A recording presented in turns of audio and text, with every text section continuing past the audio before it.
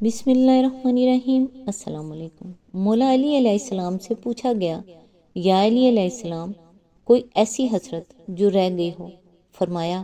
جتنا میں سخی تھا اتنا کسی نے مانگا نہیں، جتنا مجھے علم تھا اتنا مجھ سے کسی نے پوچھا نہیں۔ وقت، دوست اور رشتے، یہ وہ چیزیں ہیں جو ہمیں مفت میں ملتی ہیں، مگر ان کی قیمت کا تب پتہ چلتا ہے جب یہ کہیں کھو جاتے ہیں۔ اچھا سوچیں اور اچھا بولیں،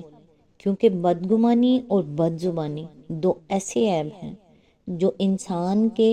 ہر کمال کو زوال میں بدل دیتے ہیں۔ مولانا جلال الدین رومی سے کسی نے پوچھا، کون سی موسیقی یعنی میوزک حرام ہے؟ مولانا رومی نے جواب دیا، امیروں کے برتنوں میں چمچ کی وہ کھنک جو غریب اور بھوکے کے کانوں تک پہنچتی ہو۔ اللہ تعالیٰ سے دعا ہے کہ وہ ہمیں نیکی کی ہدایت دے اور غریب اور محتاجوں کی مدد کرنے والا بنائے، آمین۔ آج انشاءاللہ سورہ الاحزاب کی آیت نمبر 50 کی تفسیر، جو پچھلی ویڈیو میں جہاں سلسلہ ٹوٹا تھا، آج انشاءاللہ وہیں سے سٹارٹ کرتے ہیں۔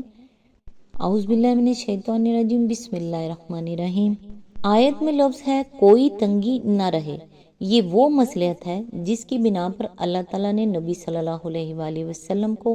عام قاعدے سے مستثنیٰ فرمایا۔ تنگی نہ رہے کا مطلب یہ نہیں ہے کہ نعوذ باللہ آپ صلی اللہ علیہ وآلہ وسلم کی خواہشات نفسانی بہت بڑی ہوئی تھی، اس لیے آپ صلی اللہ علیہ وآلہ وسلم کو بہت سی بیویاں کرنے کی اجازت دے دی گئی تاکہ آپ صلی اللہ علیہ وآلہ وسلم صرف 4 بیویوں تک محدود رہنے میں تنگی محسوس نہ فرمائیں۔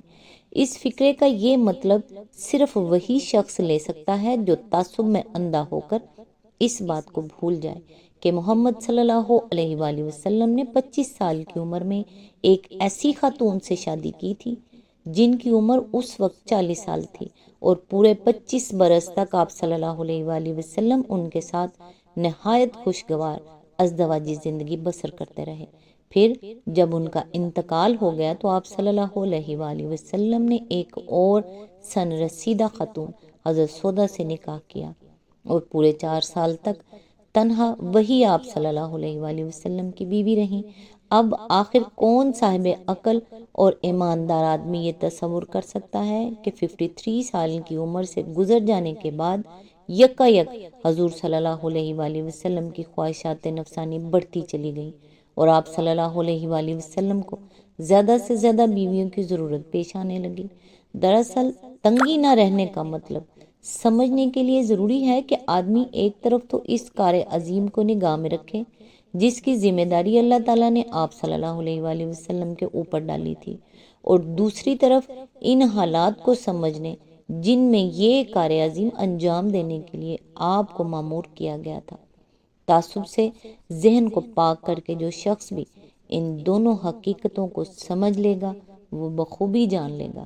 کہ بیویوں کے معاملے میں آپ صلی اللہ علیہ وآلہ وسلم کو کھلی اجازت دینا کیوں ضروری تھا،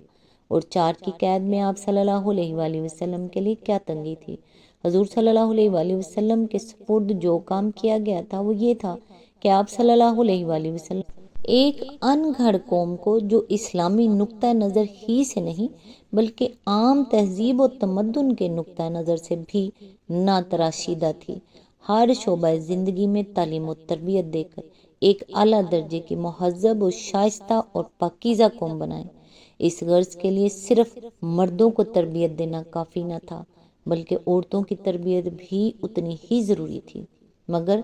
جو اصول تمدن و تہذیب سکھانے کے لیے آپ مامور کیے گئے تھے ان کی روح سے مردوں اور عورتوں کا آزادانہ اختلاط ممنوع تھا، اور اس قاعدے کو توڑے بغیر آپ صلی اللہ علیہ وآلہ وسلم کے لیے عورتوں کو براہ راست خود تربیت دینا ممکن نہ تھا۔ اس بنا پر عورتوں میں کام کرنے صرف یہی ایک صورت آپ صلی اللہ علیہ وآلہ وسلم کے لیے ممکن تھی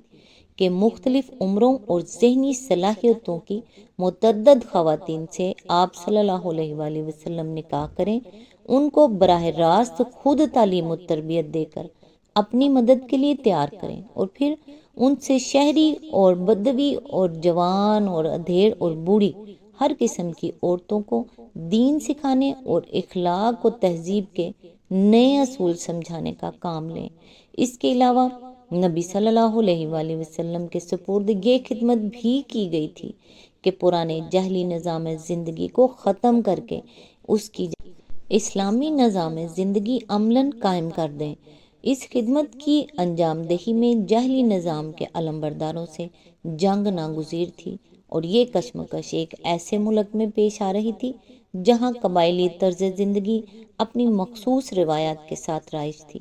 ان حالات میں دوسری تدابیر کے ساتھ آپ صلی اللہ علیہ وآلہ وسلم کے لیے یہ بھی ضروری تھا کہ آپ صلی اللہ علیہ وآلہ وسلم مختلف خاندانوں میں نکاح کر کے بہت سی دوستیوں کو پختہ اور بہت سی عداوتوں کو ختم کر دیں۔ چنانچہ جن خواتین سے آپ صلی اللہ علیہ وآلہ وسلم نے شادیاں کی،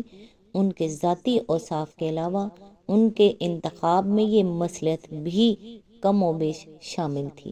حضرت عائشہ اور حضرت حفصہ کے ساتھ نکاح کر کے آپ صلی اللہ علیہ وآلہ وسلم نے حضرت ابوبکر اور حضرت عمر کے ساتھ اپنے تعلقات کو اور زیادہ گہرا اور مستحکم کر لیا۔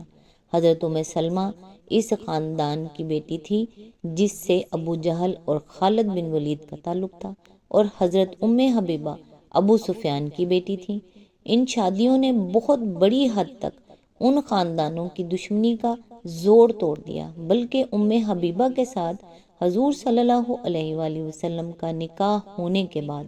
تو ابو سفیان پھر کبھی حضور صلی اللہ علیہ وآلہ وسلم کے مقابلے پر نہ آئے۔ حضرت صفیہ رضی اللہ عنہا، حضرت جویریہ رضی اللہ عنہا اور حضرت ریحانہ رضی اللہ عنہا یہودی خاندانوں سے تھیں۔ انہیں آزاد کر کے جب حضور صلی اللہ علیہ وآلہ وسلم نے ان سے نکاح کیے تو آپ صلی اللہ علیہ وآلہ وسلم کے خلاف یہودیوں کی سرگرمیاں ٹھنڈی پڑ گئیں، کیونکہ اس زمانے کی عربی روایات کے مطابق جس شخص سے کسی قبیلے کی بیٹی بیاہی جاتی تھی وہ صرف لڑکی کے خاندان ہی کا نہیں بلکہ پورے قبیلے کا داماد سمجھا جاتا تھا، اور داماد سے لڑنا بڑی عار کی بات تھی۔ معاشرے کی عملی اصلاح اور اس کی جاہلانہ رسوم کو توڑنا بھی آپ صلی اللہ علیہ وآلہ وسلم کے فرائض منصبی میں شامل تھا۔ چنانچہ ایک نکاح آپ صلی اللہ علیہ وآلہ وسلم کو اس مقصد کے لیے بھی کرنا پڑا، جیسا کہ اسی سورہ احزاب میں مفصل بیان ہو چکا ہے۔ یہ مصلحتیں اس بات کی مقتضی تھی کہ نبی صلی اللہ علیہ وآلہ وسلم کے نکاح کے معاملے میں کوئی تنگی باقی نہ رکھی جائے، تاکہ جو کار عظیم آپ صلی اللہ علیہ وآلہ وسلم کے سپرد کیا گیا تھا اس کی ضروریات کے لحاظ سے آپ جتنے نکاح کرنا چاہیں کر لیں۔ اس بیان سے ان لوگوں کے لیے خیال کی غلطی بھی واضح ہو جاتی ہے جو سمجھتے ہیں کہ تعداد ازواج صرف چند خاص شخصی ضرورتوں کی خاطر ہی جائز ہے، اور ان کے ماں سوا کوئی غرض ایسی نہیں ہو سکتی جس کے لیے یہ جائز ہو۔ ظاہر بات ہے کہ نبی صلی اللہ علیہ وآلہ وسلم نے جو ایک سے زائد نکاح کیے ان کی وجہ یہ نہ تھی کہ بیوی بیمار تھی یا بانجھ تھی یا اولاد نرینہ نہ تھی یا کچھ یتیموں کی پرورش کا مسئلہ درپیش تھا۔ ان محدود شخصی ضروریات کے بغیر